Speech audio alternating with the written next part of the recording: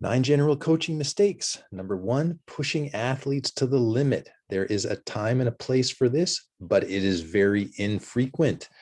Number 2, restricting water intake. This was an incredibly dangerous practice, and unfortunately, many athletes died from this practice of restricting water intake to try and toughen up an athlete.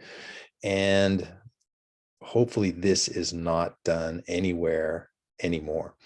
Eliminating rest breaks.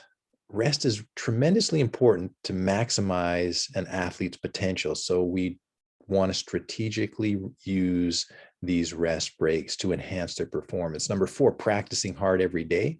This is something that you definitely do not want to do. It's very infrequent that you practice incredibly hard.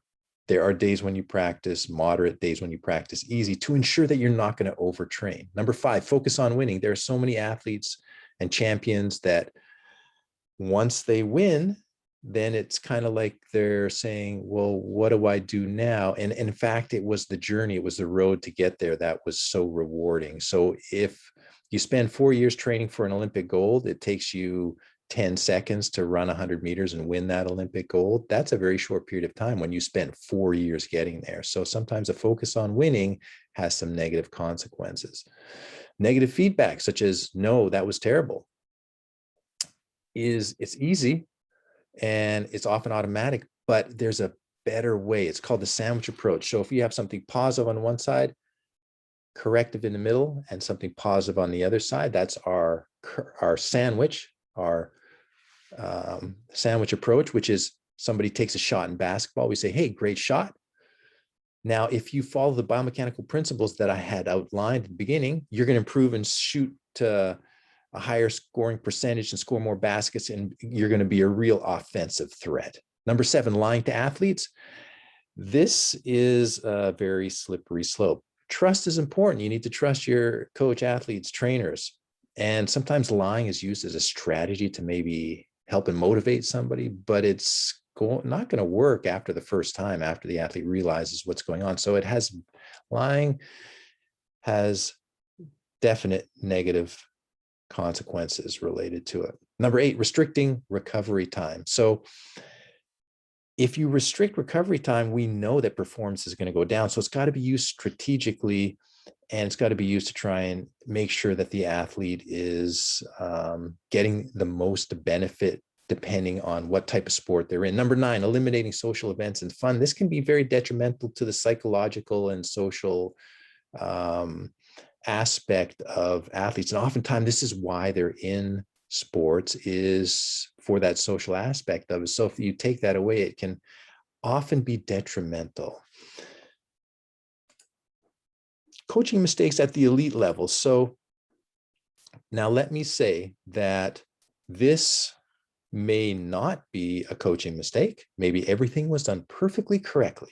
We don't know the details, but there's indicators that everything was not done, or let's say that things could have been done to ensure that something like this doesn't happen, because Simone Manuel won a gold in Rio. She's the defending champion. She's the 100-meter champ, and she's young. So you expect in Tokyo, she's going to come back and she's probably going to be a real contender, but she did not even qualify in her signature event where she won a gold. She said herself, we spend too many hours in the pool.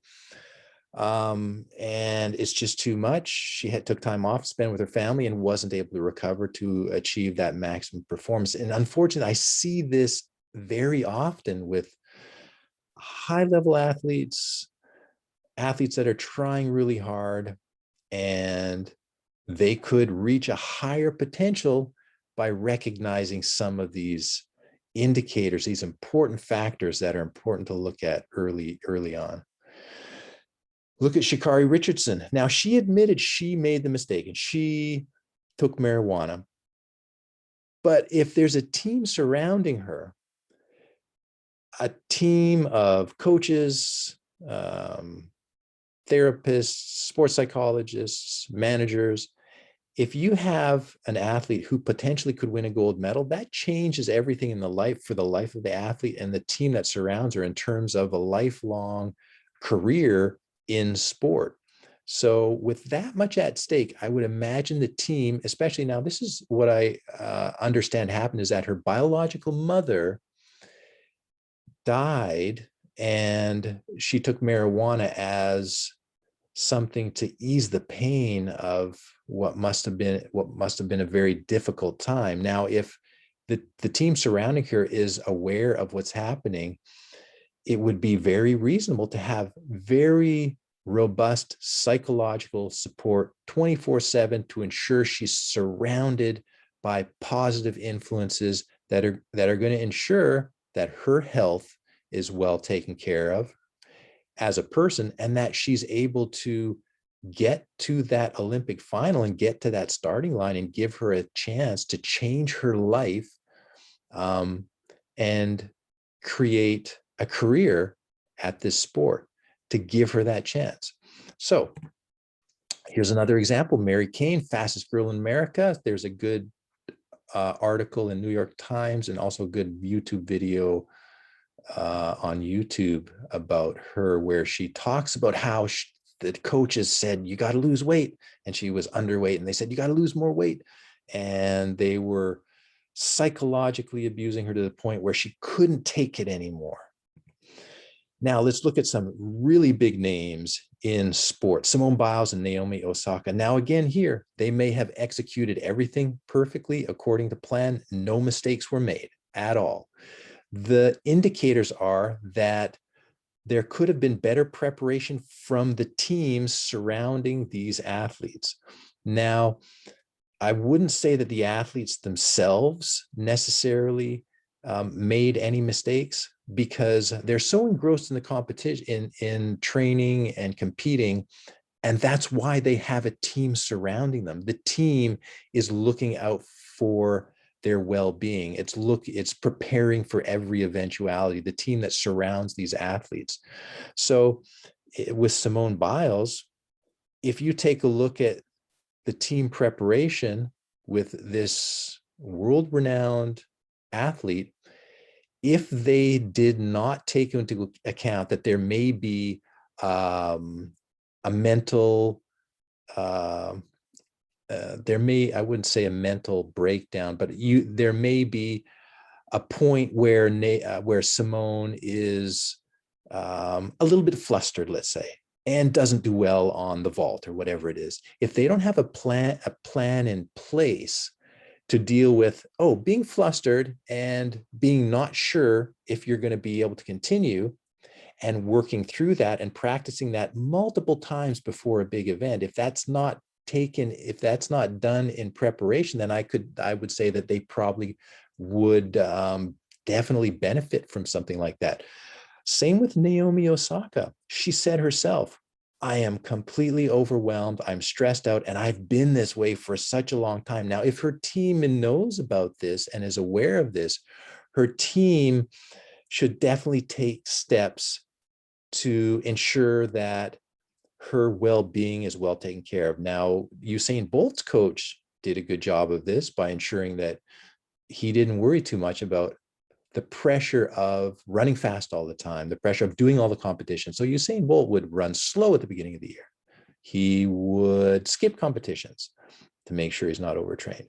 So it would take some relief. It would take some pressure off.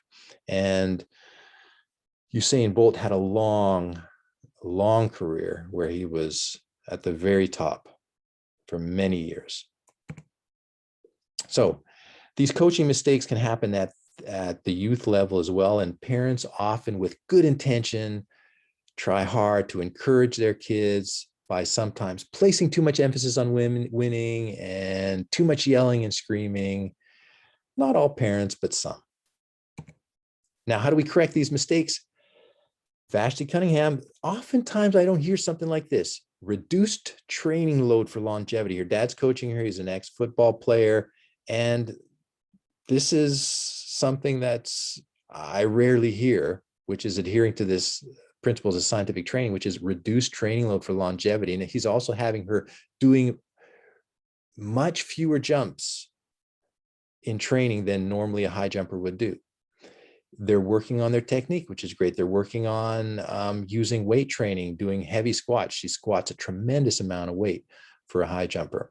And so these type of things are rare. Another rare example is Steph Curry. His trainer was talking about his training program and said, you know, these are the days where we're going easy. These are the days where we're going harder. These are the days that we're taking off. And this is how we're tapering before the competition starts, which is rare to hear, but good. And that is an indicator that the chance of injury is going to be greatly reduced. And basketball is a tremendously high volume sport where they're playing a lot of games in a short period of time. So what do we do? Steps to keep athletes healthy and successful. Well, we want to promote the science of exercise. So getting a bachelor's, master's degree in exercise science, that's what we do here. Now there's 3 questions that I often ask of some elite athletes and just regular people, just anybody. How's your eating? Are you following the principles of exercise? And are you getting sleep? So it's unbelievable to me how many top level athletes I can ask these questions to. And I'm like, wait a second. Now, what was that? You're not getting 7 hours of sleep each night and you're kind of feeling tired and you want to be the best in the world. This is absolutely a massive area where we can look for improvement and ensure that you're recovered. And because that's why when people train, they get weaker. When you're exercising, you get worn out, you get tired. It's when you're sleeping, that's when you get stronger. That's when your endurance increases. That's when your strength and power develop. And that's when the repair happens. And that's where your brain can, generate all the neurological changes that need to happen to increase your skill and ability.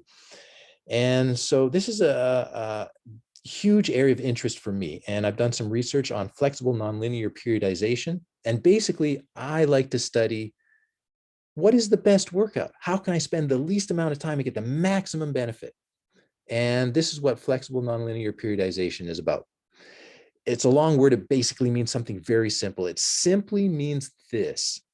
If you're training and you come in and I'm coaching you, I'm going to ask you, I'm going to say, hey, how are you feeling today? And you might say, hey, I'm tired out. I'm really wiped out. I was partying all weekend. I'm just flat out tired.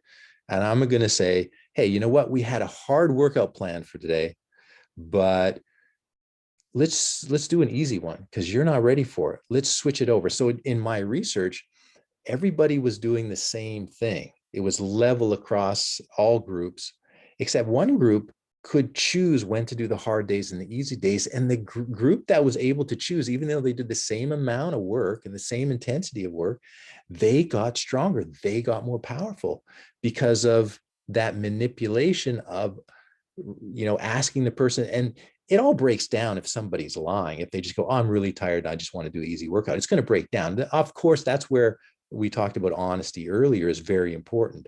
So this is based on that principle of honesty and the principle of making sure you're always paying attention to the daily fluctuation in whether it's yourself or the athletes you're working with. And that's a great way to ensure and help that your athletes are healthy and successful.